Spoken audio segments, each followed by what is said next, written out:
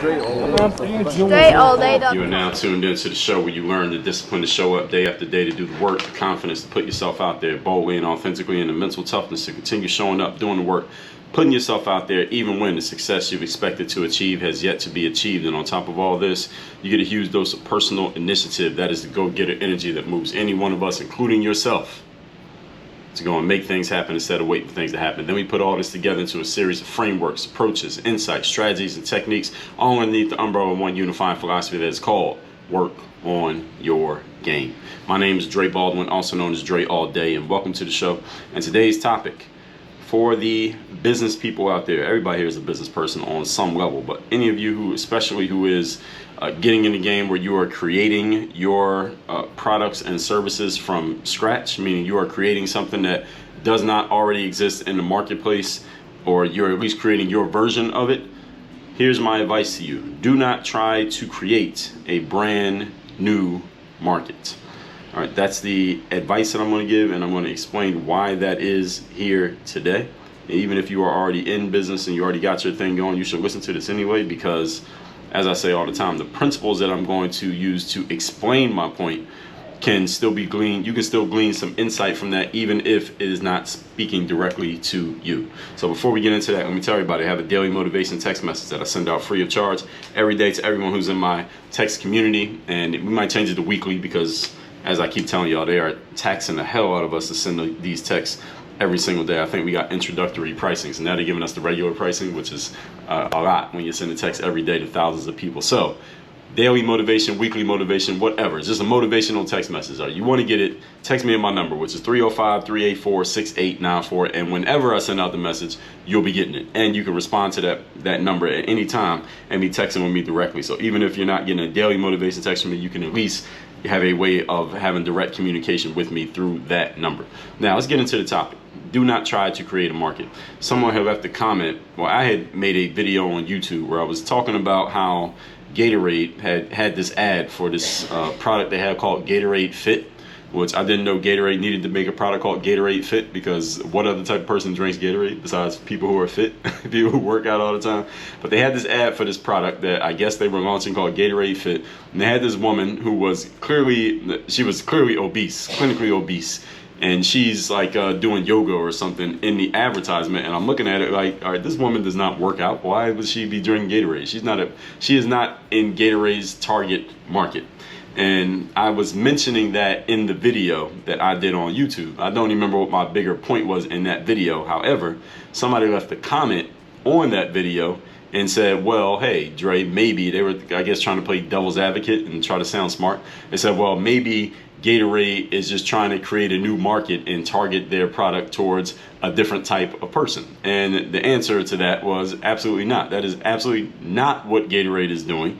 This is an inaccurate idea, because what Gatorade was doing by doing that ad was that they were giving a shot to this inclusion. This is basically a diversity, equity, and inclusion advertisement. It was a donation to that movement that Gatorade did in this particular ad, because they know as well as I do that that woman and people who are her size got that size because they absolutely do not work out, and they ain't ever reaching for a Gatorade. All right, they ain't reaching for no Gatorade. What do they need Gatorade for? They don't. So anyway, and it led to more of this idea what I'm going to be talking about here today. And this kind of thing, this kind of thinking, if Gatorade actually did try to do this, let's just say the Gatorade was trying to do this. Let's just say Gatorade said, you know what, let's stop trying to advertise to people like Dre who work out every day and try to get him to drink Gatorade because he actually could use it because he's in the gym working out and he needs to replace the electrolytes. How about we start advertising to people who clearly don't work out? All right, that's how they became obese and out of shape. So let's advertise to them. You know what would happen if Gatorade put too much of their resources into that? They would go out of business. Okay, and this is what puts people out of business when you're trying to create a market of people who are clearly not interested in what you are selling. Okay, or it causes your business to never start in the first place, so you never get into business, let alone you go out of business. Hoping and wishing that people will do something that they're not already doing. All right, that's what this is about, and I'm going to explain to you what that is, because some of you might be thinking, well, Dre, isn't there times in life when people start doing new things? Yes, there is, but this whole episode is going to be the disclaimer to that. Okay, so follow along. Point number one. Today's topic, once again, is do not try to create a market. All right, let me tell you something about me. that maybe some of you already know, or you should know because I just said it. I work out every day. All right, I am an athlete. All right, my background is in professional sports. When I stopped playing professional sports, I never stopped playing sports. I never stopped working out.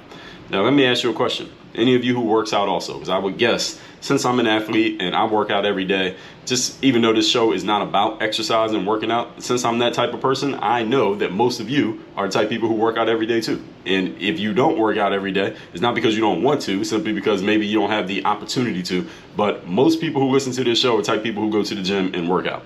Okay? I know that to be true.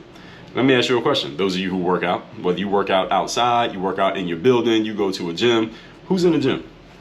When you go to the gym, what kind of people do you see? So we're gonna address this comment this guy made on YouTube. What kind of people do you see when you go to the gym?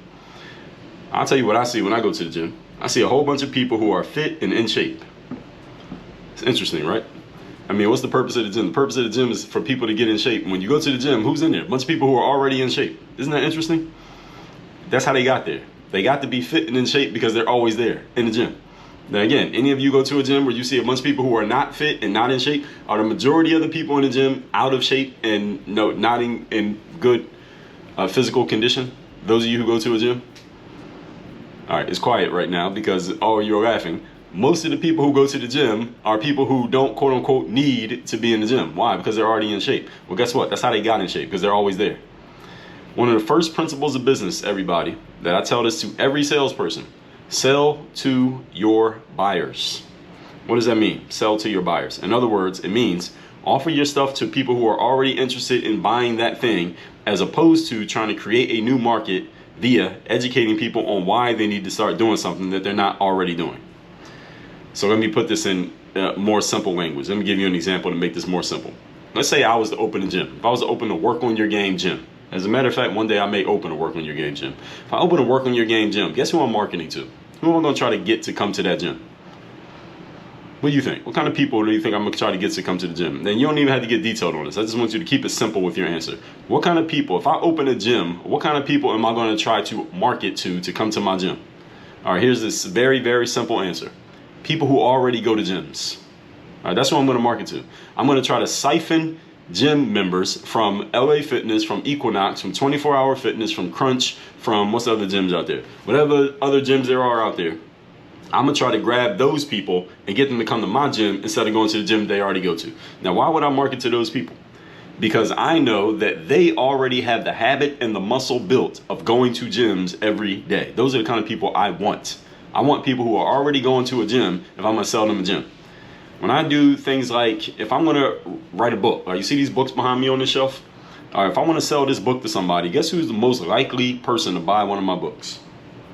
And again, it's a very simple answer. Don't even try to be too smart with the answer. The answer is people who already read books.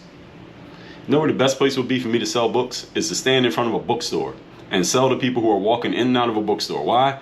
Because those are people who read books. I don't want to sell books to people who don't read, because now I got to educate them on why they need to read a book. Now, I don't want to do that. That's too much work. I want to sell to people who are already reading books. Folks, number one indicator of future performance is past performance. If you want to know what somebody's going to do tomorrow, look at what they're doing today. Now, some of you may say, well, Joey, sometimes people can change and people do different things. Yeah, they can, but do they? Look around the people that you know. I mean, forget about your hypotheticals. Look around the people that you know. How many people do you know who really make qualitative changes in their life? They really just can make complete shifts in how they live their lives, and they just make wholesale changes in how they do things. Most people don't. Most people become a certain type of individual sometime around their early 20s, and they pretty much stay like that.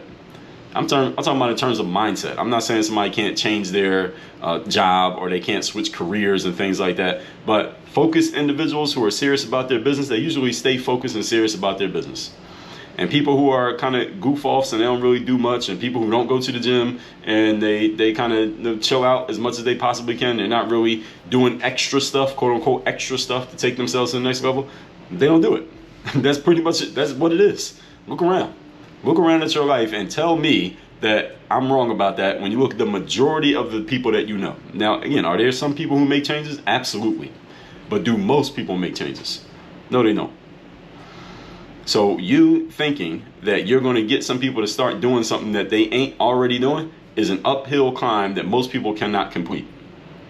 I'm not saying it's impossible. I'm saying it's an uphill climb. Most people ain't completing that climb.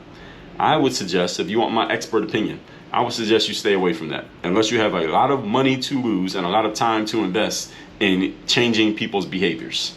Changing people's behaviors is very costly in terms of time and money. Two of your biggest investments. See episode 609 for the 5 forms of investment. For example, one of the things that I sell is coaching. All right, coaching is one of the things that I sell. Most of my clients, and damn near, if I think about it, most of the people I coach, I'm not the first person that has been a coach to them.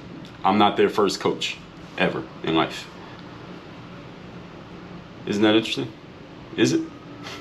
They are already buyers of coaching. They're already in the market for buying coaching. It's just a matter of who's going to be the coach. It's not a matter of do I want coaching or not want coaching. It's a matter of who is going to be the coach. They're just looking for the right person to buy it from.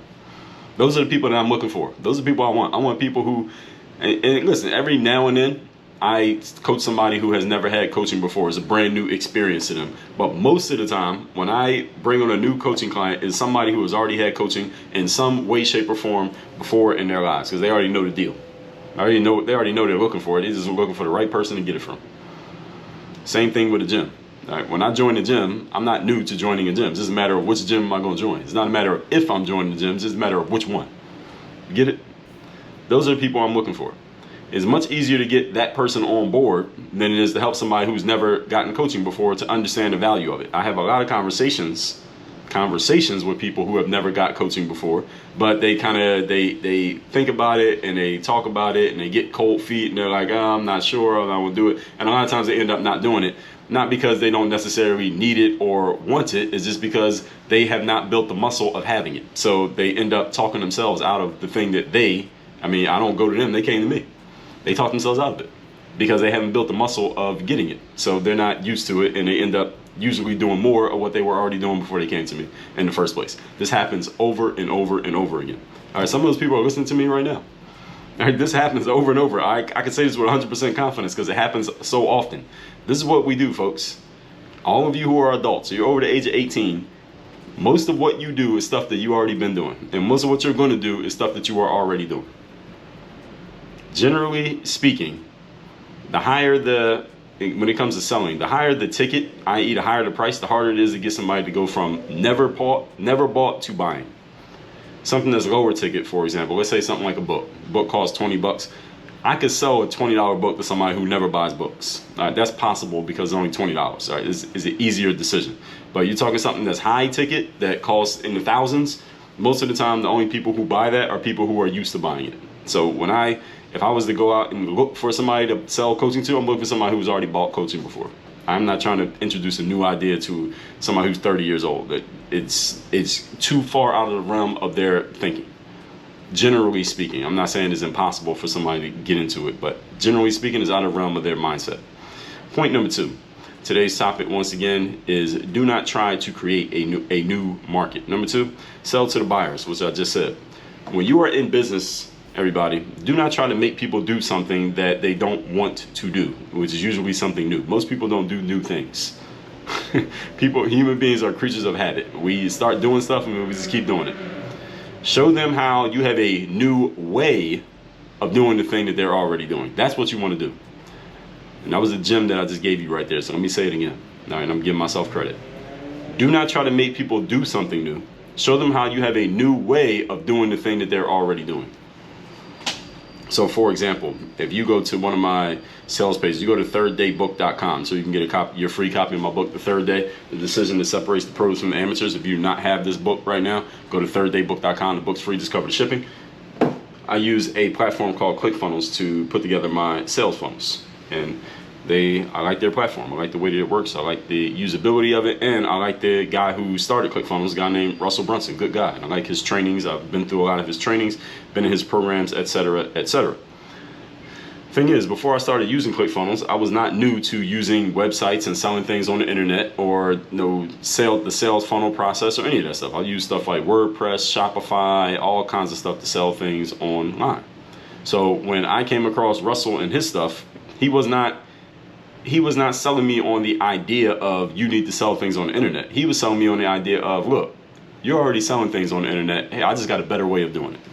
And that was exactly his pitch. He wasn't saying, hey, do you want to sell things on the internet? Here's how to do it. That wasn't his pitch. His pitch was, I know you're already selling things on the internet. Just do it this way instead of the way you've been doing it. So he knew exactly who his audience was. And it's one of the reasons why his company is as successful as they are, because he knows exactly who he's selling to. He's selling to people who are already buyers. He's just trying to get them to buy something different. Just instead of putting your money over there, put it over here. When you're in business, people, do not try to get them to do something new. This requires you to put away your genius, spare the world your brilliance, and just focus on the people who are already doing thing X and just give them a new way of doing thing X. See, the person who commented on that YouTube video I made and said Gatorade might be trying to sell their drinks to a new audience clearly does not understand what's actually going on. This person clearly does not understand business. Gatorade is not trying to sell to people who are not in shape. All right, the Gatorade's been around for 35 years. If they want to sell to people who are not in shape, they could have been doing that a long time ago. All right, they know that 98% of their sales are going to people who go to the gym every day. All right, people like me. They're not selling their drinks to out-of-shape people who look like they've never been to a gym. That doesn't make any sense.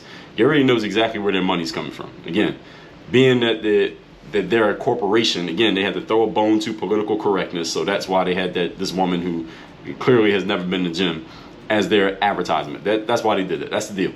All right, they're not opening up a new market of selling a sports drink to people who don't play sports. So how can you sell a sports drink to someone who's not playing a sport, who doesn't even look at themselves as an athlete?